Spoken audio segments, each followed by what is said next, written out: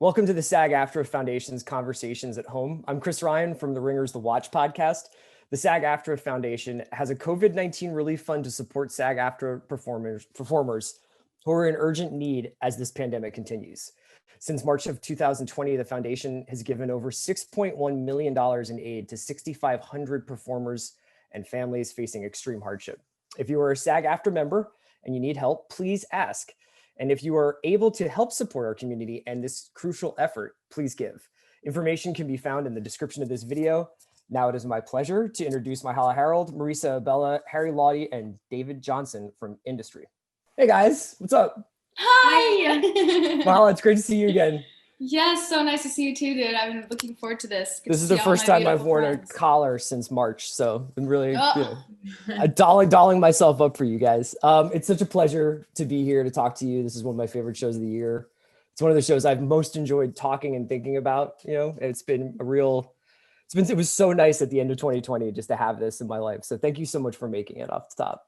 Oh my gosh, you're welcome. I'm so glad. So Myha'la, when I talked to you last, I think it was right when the show had been renewed for season 2, but I wanted to ask a question that was sort of in light of knowing that there's going to be another season of the show, which is, how do you feel about Harper now that other people have feelings about Harper? Now that like your character has kind of gone out into the world and you can see whether it's people talking about it on social media, but even just having a little bit of perspective of the show airing, like how have your feelings about your character changed over the last couple of weeks or months? I think I don't know if my feelings about Harper have changed necessarily, but I think lots of my feelings about Harper have been confirmed. Because I don't know about anyone else, but like from the moment I knew I was doing the show, I was like, oh, great. Like people are going to think this and this and this and this, like a bunch of terrible things and a bunch of amazing, like across the board, anticipating how people are going to think about this. And especially I think it's because it's my first sort of introduction to the industry. I was like, what are people going to think about me? Right. You know what I mean? So I don't necessarily think they've changed, but I think they've been affirmed, and that there's lots of people who are like rooting for her. Like I was rooting for her, and an equal amount of like disdain, because like all she needs is therapy, you know what I mean? And she just chooses not to do that.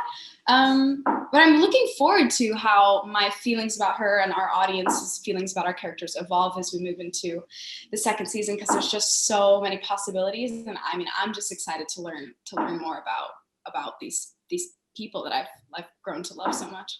Yeah, Marisa, what about you? I mean, did you feel like for Yasmine, you were like surprised by once she became like more of a public figure in people's minds? Like, how did she change for you? I think for me, it's kind of like it took like the diehard Yasmine fans for me to be like, are you guys sure? Like, I always loved Yasmine doing it, and obviously, like, I wanted to kind of. It always felt important to come to the character with no judgment and, like work from that place. But it takes people being like, she's amazing in every situation for me to be like, no, she's not. And I think, also a lot of people being like, what I love so much about Yasmine is her like confidence. And I'm like, are we looking at the same person? It strikes me, people pick up on different things, she's like her fragility and her confidence and her sexuality in different moments. And I think sort of listening to that through other people's lenses, it was really interesting. I think, I kind of have my expectations of my judgment on the character, but I think, it takes the people that are like, Yasmine is it for me, that I'm like, to give you really? The perspective, right? Yeah. David, with Gus, like, I was curious whether or not like you feel like you've learned anything about that character since he's gone out into the world and since people have started to react to it. Because in some ways, I read something that Mickey and Conrad said, which was that Gus has the only happy ending. That Gus is the only person who actually gets like a happy ending in this series, at least in the season so far. What are your feelings about the character now with a little bit of time in between? Oh man, it's it's, you know, as Marisa and Myha'la say, it's weird because you're kind of getting this, we obviously live in an age where everyone can tell you what they think about anything like straight away. And I think for me, Gus was a weird one for me because, you know, I read so much about him and you know, did so much prep in my own for myself, and you kind of forget what you're doing, and you kind of forget that you're even doing a character. So then when it comes out, and then people kind of come to you and go, like, you've done something for me, which I've got quite a lot for Gus. I mean, honestly, it's the biggest compliment. I mean that. Like, people say, you know, like, you've done something for me, showing something that's in me that I've never seen on screen before. You kind of go, oh yeah, I was doing something, and it's wonderful to get that work reflected back to yourself. That makes any sense. Yeah. No, yeah. I totally agree with that. It must be really affirming to start to get those kinds of messages. Yeah. Oh man, absolutely. It's honestly, it's shocking. You know, I've said this a bunch of times, especially for the four of us. We were like, we were in a rural Wales for 6 months, kind of doing the show. I don't think we just knew that people would even watch it or like take to it, you know. And then you kind of get this thing where it's like, oh, it's out, and it just happens before you get the chance to like to go like, oh guys, watch this, but you know, don't take it like this, or people are just on it. And yeah, man, it really is a stoke. It's just wonderful getting that response. It's stoke. So Harry, for me, Rob was kind of like this avatar of the extracurricular activity of these guys in a lot of ways. But he was also somebody who I think your character was like fleshed out a lot by the look and the feel of the show. Like when Rob would be out at clubs, or when he would be riding on his motorcycle, or doing drugs with other characters, and kind of like trying to get them to get out of their own skin a little bit. And I was curious if you could help me out, because this show is so distinctive in its feel. I mean, even Nathan McKay's score has just become kind of like something I play a lot around the house and stuff. How aware were you of how the show was going to eventually like be produced and look and feel on screen? And how much did that influence your performance, you think? Yeah, that's a really interesting question. I mean, like you say, in many ways, Rob is like the personification of that kind of hedonism that the show kind of tries to revel in at some moments, and is the kind of the antidote to a lot of the things that are happening in the office. And in terms of like the visual style, I mean, I don't know about other people. I try and steer clear from the monitors as much as I can, because from an acting perspective, I don't think there's anything really to be gained from me watching them while I'm working, because, you know, if you see something that you like, then you try and replicate it. And if you see something you hate, then it throws you off. So for me, there's no pro there, you know. But obviously when you're doing stuff in clubs and there's lights everywhere, you kind of get a sense of like, oh, I imagine the kind of the visual effect that this is going to have, you know, the presence that this setup is going to have on the scene. And I need to try and rise to that in my performance and you know, acclimatize with that and fit amongst that, you know. But in a lot of ways, you know, you're kind of, especially as an actor, you're sort of just waiting to see when the show comes out, really, to what it's going to be and how you're going to be placed amongst it and how the story's going. Because obviously in the edit, you know, that's part of the nature of screen work on the whole in comparison to theatre, is that you turn up on the day and you do your bit, and then you have to leave it in the hands of people who are far more, you know, have far more expertise than you do, you know. And you leave it to their responsibility to put the jigsaw together and tell the story. And things get cut, things get added, things get reshuffled, and really it's a whole kind of new experience just watching it back once you finally get to, you know. Yeah, Marisa and Myha'la, like I saw that there are scenes where you guys are just smoking a cigarette, you know, and then the music drops and you're like, oh my God, this is such a deeply romantic moment in these people's lives. And it's just like, they're just smoking outside. But what did you guys think about that? Anything I ever did with Marisa felt like a romantic moment. So I'll just put that down and leave it. Yeah. I don't know. How did you feel about it? I felt romantic all the time. Yeah, I think it's interesting. Like, you never once did I think personally about like, oh, I wonder what music, you know, like, and that didn't really come into my, mainly because I just don't think it's for me, it wouldn't have been helpful just in terms of like trying to like be in, like, you know, do what's going on. I think those moments sort of take a lot of imagination, especially the ones where you are like in a club and something. Yeah, like you can imagine, especially if someone's got like a blue light in your face or a pink light in your face, that this is maybe going to be a bit trippy in like post. But it's just so not kind of my job to try and do that, because if I start doing trippy acting, like everything's going to be terrible.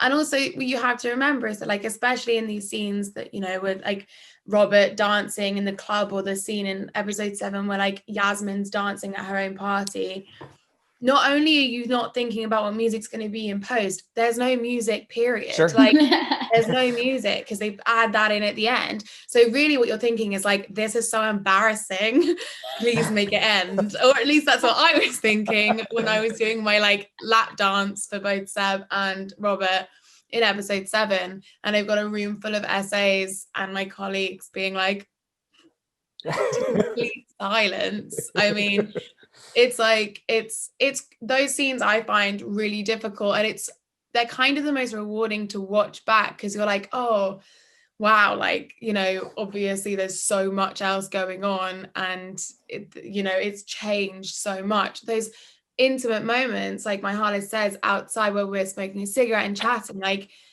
when I watch that, gives me so much joy in a different way, because I'm like, I remember that joy, I remember that like romance in our relationship, like in, you know, that's so true to what it is. Whereas those scenes with us clubbing and dancing, it's like, who the hell, where's that room? Like, I don't remember being there. If that makes any sense. No, of course. I mean, that dinner scene is one of, you know, that episode is one of my favorite of the season, because it has that kind of, all the characters are involved in those scenes. And I know that it was, especially in the trading floor set, was kind of like a live set. Like you would be on and you might be in the background of a scene, even though you weren't the focal point. And I was going to throw this one at the group.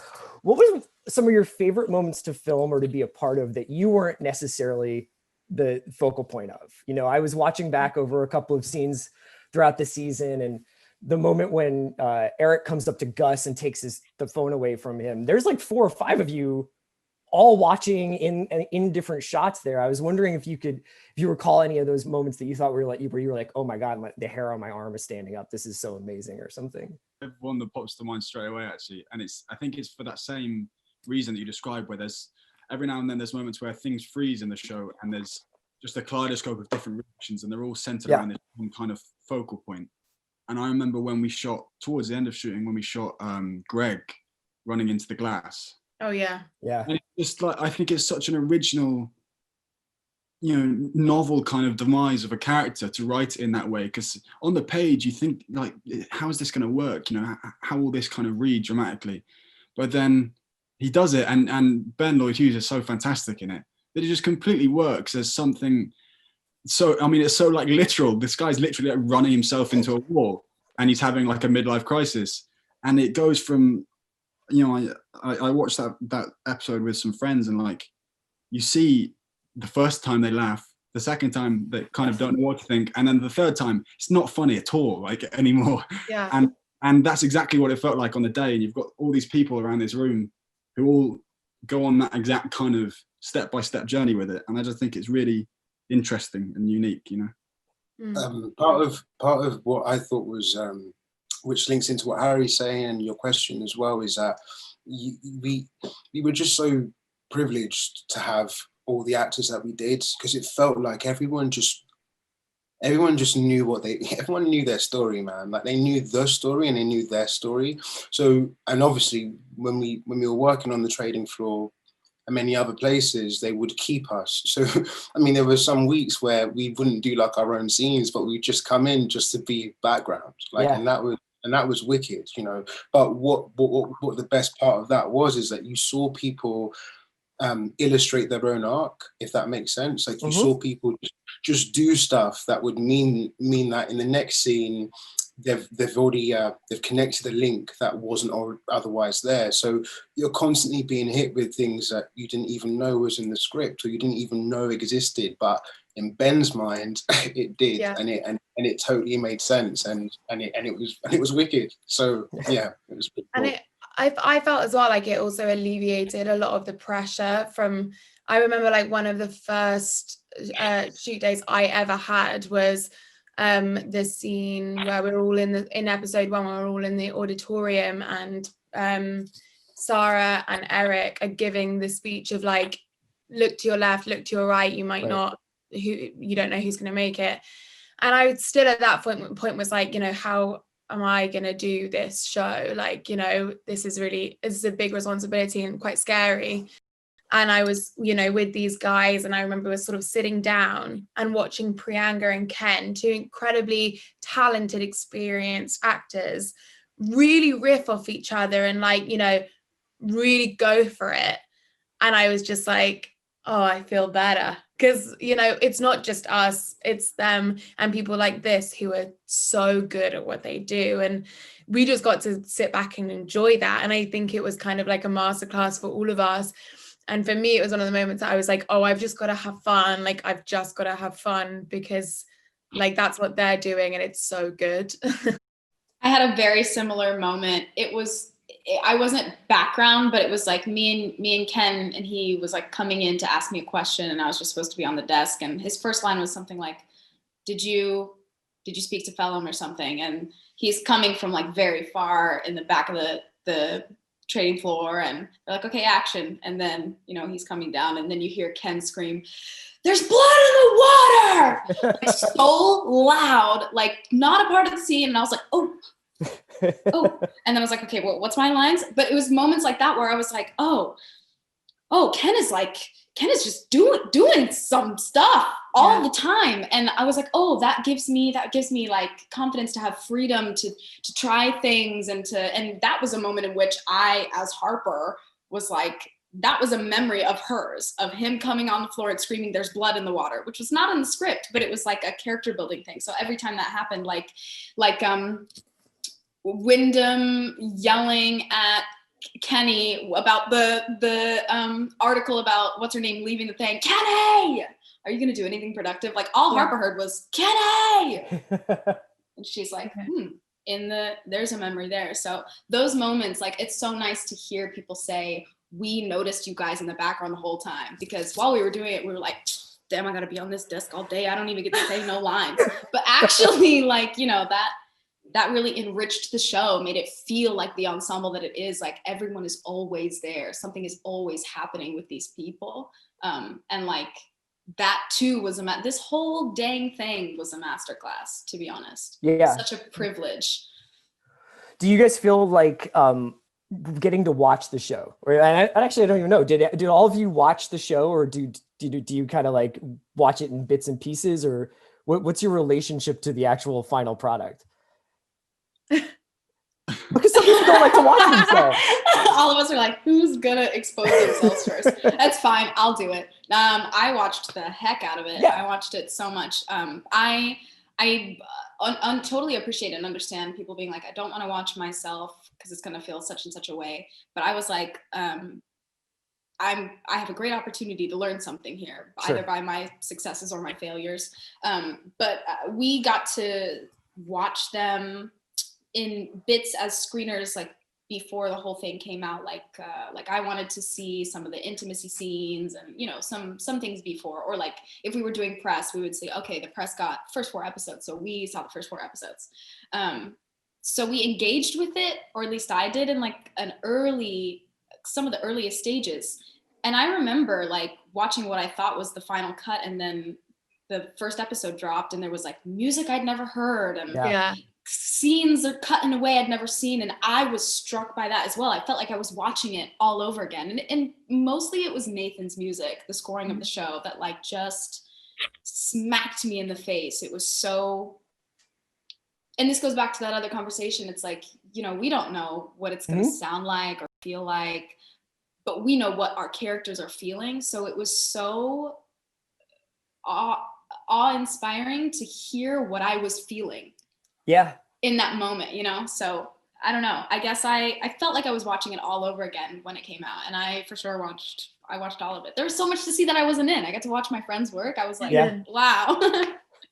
To jump on that as well is, you know, something that Myha'la just wonderfully illustrated is, you know, there was more than us working on it. You know, there was more than myself, there was more than these three wonderful people. There was like Ed Lilly, one of our directors, who was like, I mean, I went in once or twice for like ADR, and Ed was like, Ed just never left. I feel like he never left his room in Cardiff. After he filmed, he just stayed there and just got popcorn and just like edited the whole show. And then you look at people like Mickey and Conrad, who just constantly threw ideas at it. You got Nathan, who came with like a wonderful, wonderful score. So my point being is, you know, you come back to this show and you go, listen, even if I don't like watching myself, I need to watch this to see what people took from it, you know, how they decided to put their work on the screen, which was genuinely for me awe-inspiring. I thought it was really,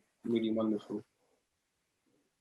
I mean, because the curiosity I had was whether or not your grasp of, understanding of, or appreciation of like the world of high finance had changed after finally getting to see it. Because like I've actually probably watched some of these episodes 2 or 3 times, and I think I'm only just grasping like what Harper does at the end of episode 1. You know what I mean? Right, like there are certain things that are just obvious, like you're making a relationship work. And I think Yaz and Robert have like those kinds of more social styles of banking, I guess. But I was curious whether or not like the sort of more the nuances and the details of finance had sort of revealed itself to you after getting a chance to see the show. I wish I could say yes. I mean, you know, I think to be honest, the thing that's revealed itself about the world of finance is the way that the world of finance has responded to the show. Right. For me personally, it's like, you know, when someone turns around and goes like, I've had messages of people of young women being like, I had to like pause it so many times because I was like triggered by the fact that that was my experience. And, you know, and also people being like, you know, people literally doing reaction videos on YouTube, like, yeah, that's exactly what happens here and here and here. And obviously there are moments that, you know, happen for the fact that it's a TV show. But what's been interesting to me is how those people have responded and been like, yeah, that's our world. And I think that that's really, really cool. And people that just don't work in the corporate world generally and sort of, you know, also are like, oh, that's what working in an office felt like. I remember when I used to work with people around me. So yeah, that in terms of the world of finance, I've learned more since the show's come out because of its kind of like validation by the people that actually work in that world. I agree. I definitely agree. And I also think like, and this is definitely like a lack of thought, but you know, if you're not exposed to something, you don't know much about it, you think, oh, it's this one thing. And I was only ever exposed to like corporate world or finance world by like what I might have seen in the news. And so I think the thing I learned about the finance world is that anyone and everyone who's in it is a whole person. Sure. They have lives and they do things that I do.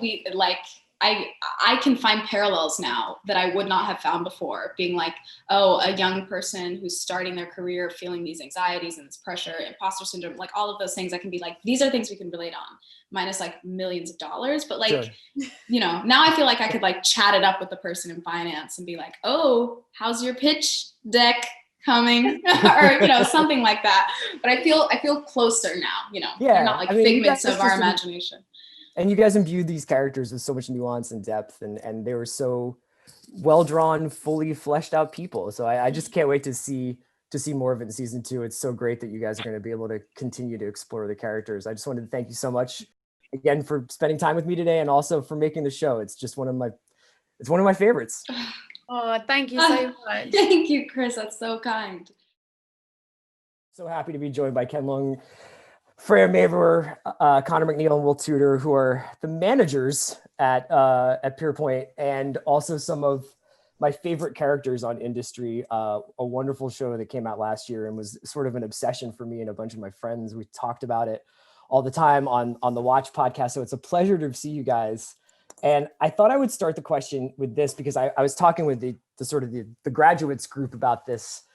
One of my favorite parts about the show is the feeling that it's this live set, that you might see somebody in the background that you guys are all participating in these scenes, even if you're not the focal point. And Ken and Freya, I wanted to talk to you about specifically the sort of row of seats that you occupy, because there's all these great moments where you can kind of see the power play happening between Daria, Eric, and Harper.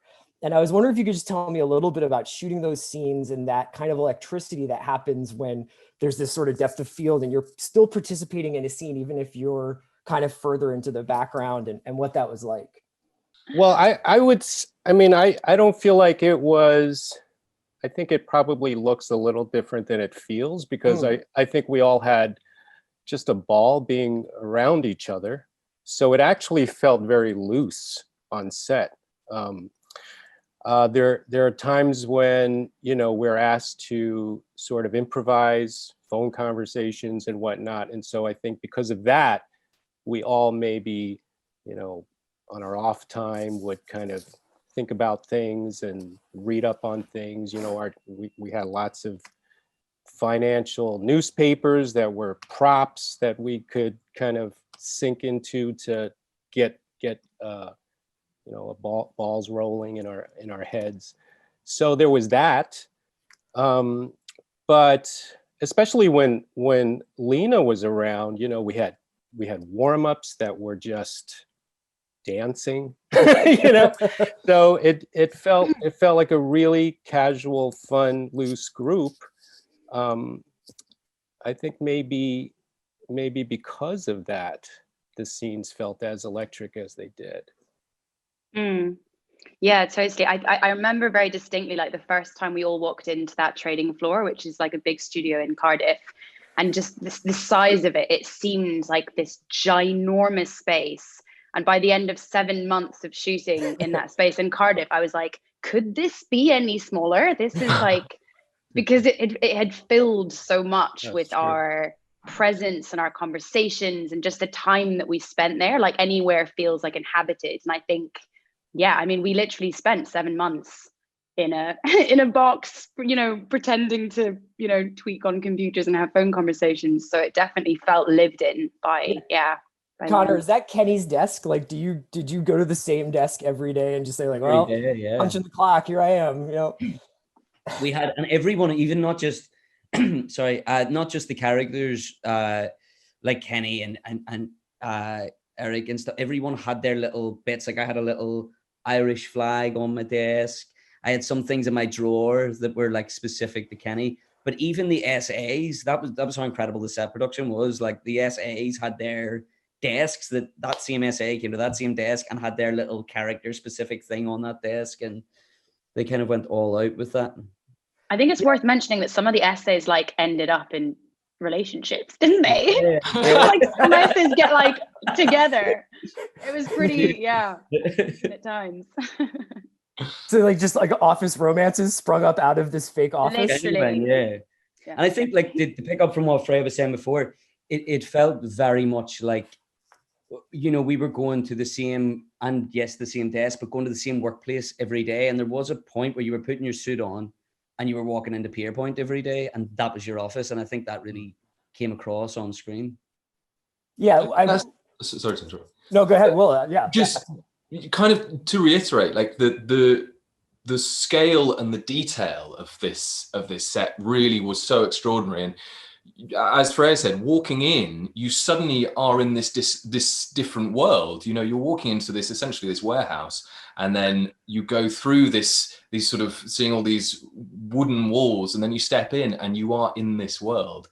And as Conor said, the details of those those little things really helped, I think, ground us all, I think, in the space. To have it was 2-story, this this set. So to have a 2-story set that you can kind of walk around, you can go to all the different sort of places where your characters might hang out, and that definitely helps a sort of a sense of being these characters, and also sorry. I got so excited by the kitchen, with the fridge with stuff in it. I remember that blowing my mind. I was like, "There's food in the fridge, guys." Yeah, there are scenes where I see Eric is yelling at Gus for being on the phone. And then in the background of the shot, you can see up all the way to the second floor where Sarah is watching down on those scenes. And it creates this real, like, kind of, I mean, just frankly, believability. You really do feel like you're in that office. I was wondering for this group in particular, you know, the graduates are kind of our prism through which we kind of get introduced to this world, and we meet them as they meet each other.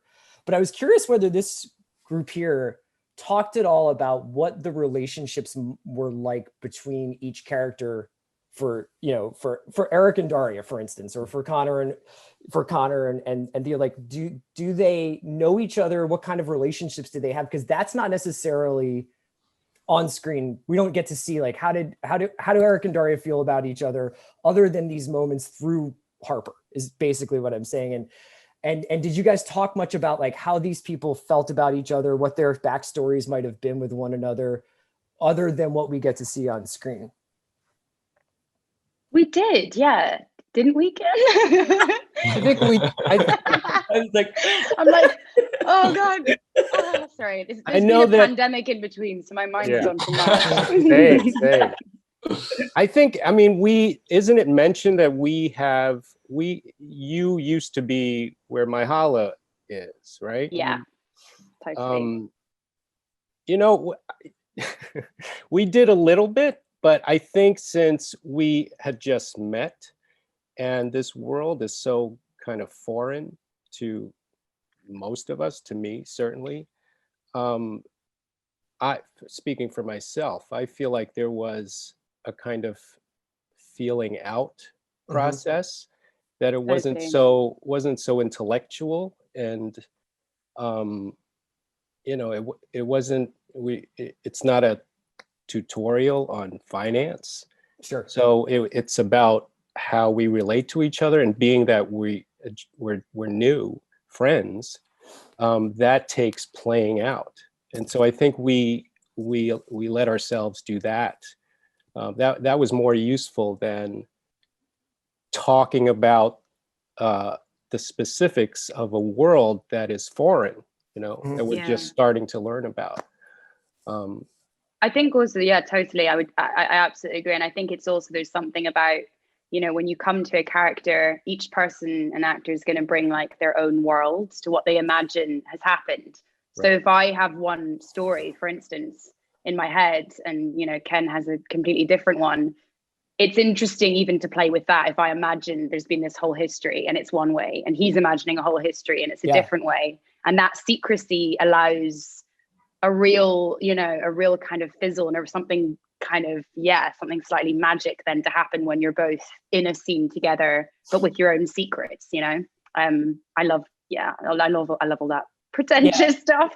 No, I mean, Conor, I was watching the scene where Eric reprimands Kenny at the end of that dinner when he sort of had a few too many, and then Eric is just like, go home. And I was like, I wonder if this is their first their first clash. Is this something where they have this kind of like a little bit of like territoriality between these two characters? And that was sort of the germ of the question. That scene is so electric, but partially because we don't really know what the backstory is with these two characters.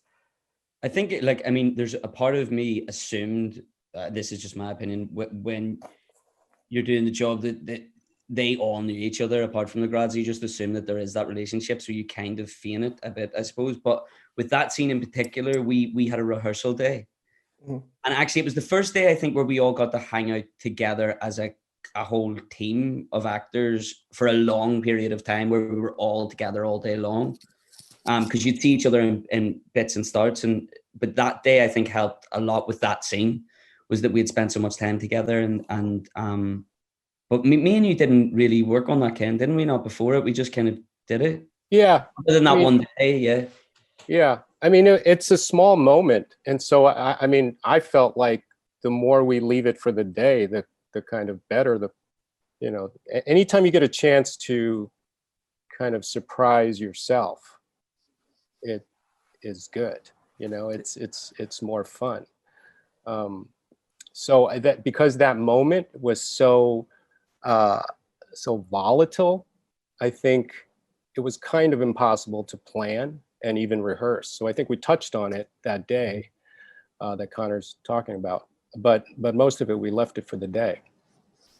You know, Will, one of my favorite parts about your character, and maybe this is just sort of my lack of understanding of the finance world, but I often felt like your character was trying to explain what was happening in this show in terms of the trades and stuff like that in an actual practical way that was related to like politics or the way governments were changing or in the environment.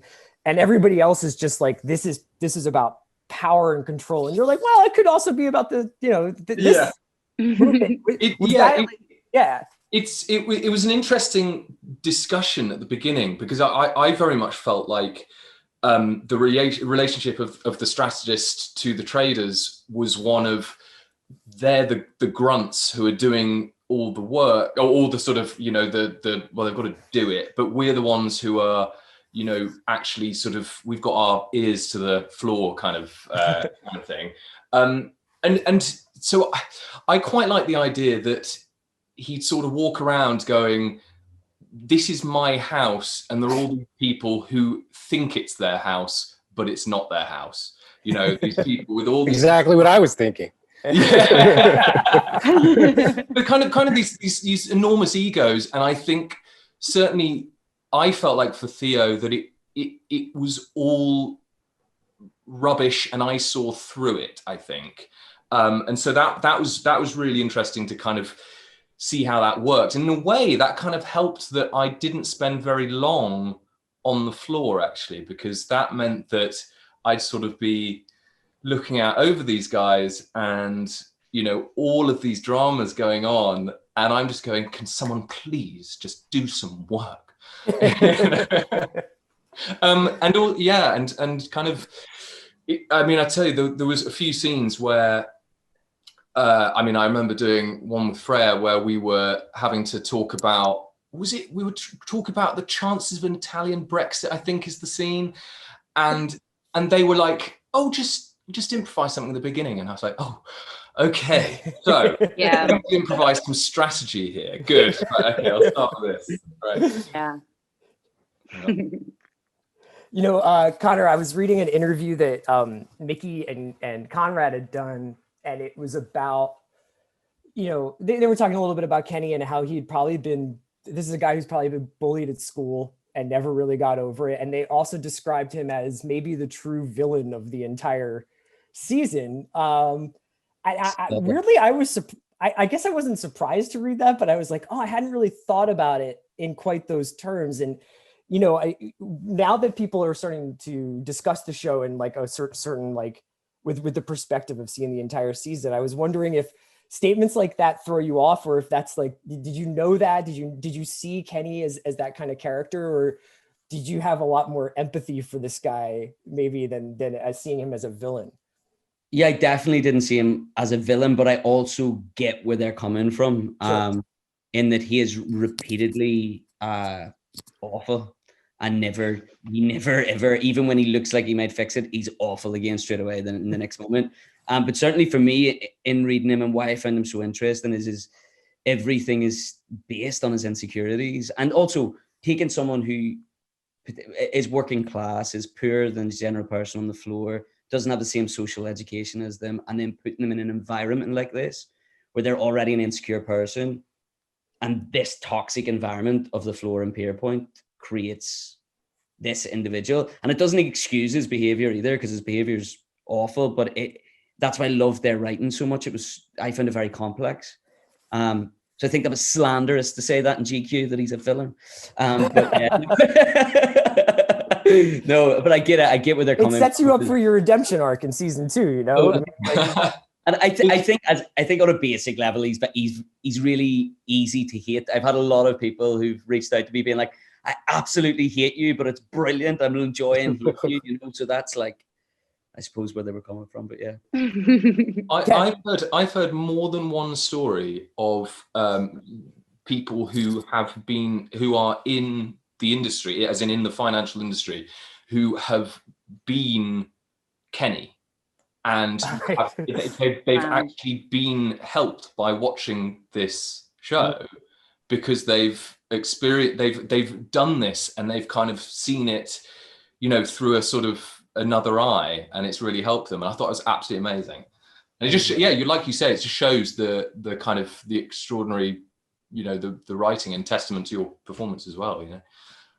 Well, I mean, I think part of the reason why I was so excited to talk to this group of people specifically was that one of my favorite things to see dramatized is when the sort of pendulum of control and power in a scene is exchanged over the course of just one scene, you know, whether it, and I think for Freya and Ken, you guys, obviously, I think that your sort of tug of war over Harper, but also in some ways over the way to do the job, is the sort of central conflict at the end of this season that's so fascinating, and the way it's sort of executed at the end with, you know, the sort of, not maybe you could call it series of betrayals, but just like all the sort of chess pieces that move around at the end of the season.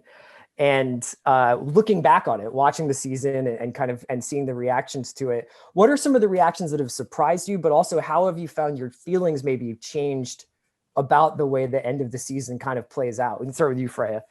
Totally. I think it's a really bold and brave ending from like a character and writing perspective, that, you know, that Myha'la's character, that Harper, you know, for her to at the end be ruthless, for her to be so sort of, yeah, to be so kind of ruthless in that environment, I think is, you know, because they could have gone down a more redemptive parable path of, you know, seeing the toxicity and recognizing, you know, what needs to change, but she doesn't do that, you know, she goes for what's best for her, and that's I think a really kind of, even though I hate this adjective, but it's but ballsy move, you know. So I think it's great, and it leaves enough, you know, I think that's also a really interesting thing in the series, that it leaves enough open for interpretation, and it leaves enough open for sort of any possible avenue to happen in what follows. That's actually something about the show in general that I love, that you know, even knowing it as well as we do, watching it, there is that sense that anything can happen at any time. Yeah. And that's really fun to watch. It's really fun, you know, to do. Something that occurred to me watching it that didn't really occur to me doing it was that there's an element of creating your own reality, you know, like what Will was saying, you know, I own this place. That's in my own head, you know. How I wear that, I'm kind of totally, as long as I come through with, as long as I make money for the company, it's anything kind of goes. So at the end, you know, I mean, the tables seemingly are starting to turn, but who knows what that means? So that creates I mean, anything. I have no idea, zero idea what the next step is, you know. So it creates this thing of, well, what could it be, you know, and what would you like it to be? And that's a really fun mental playground to hang around in. Yeah, Conor, Will, what did you think about the end of the season, and how while watching it play out, what did you sort of feel about the conclusions that the show drew? The end, it had been so long since we shot it, and I remember we got episode 7 and 8 quite close to shooting episode 8, didn't we? So it was kind of like a quick read and do type thing. Yeah. So to sit and watch it with a bit of space, and I'd forgot some stuff, and it was like high drama, bloodbath, Shakespearean. I loved it. I loved that last episode. I was like, no. But yeah, I love what they've done, and like Ken said, it does leave it. The show's so open to go anywhere now. Like what season 2 looks like, I can't even imagine what those boys are thinking at the minute. But I also think it left everybody in really interesting dynamics for us to come back to. I think. See, for me, it really, it kind of really heightened that sense that had been developing throughout the whole show, that none of these people that we're watching you can trust as an audience member, but also as other characters. And very sort of gray morality. And I think that that was what I found so fascinating, is this thing that you're really drawn along, you know, and then all of us, well, not all of a sudden, you've kind of been feeling it the whole way, but then it is a real final example of this. What is she going to do? You know, how are we going to be left here? What's going to happen? And I found very interesting with Theo's last scene, because I had a lot of people go, he's so horrible in that scene. But the funny thing is when you're, I'm sure that the other guys can attest, you find the justification for every single thing that we do. So we go, we're good people, we're just in this situation, we're just good at our job, or we're doing whatever. And so for Theo, it was, this is me making a real concession towards Gus here, and I'm really giving you something, and this is something that is difficult for me to do.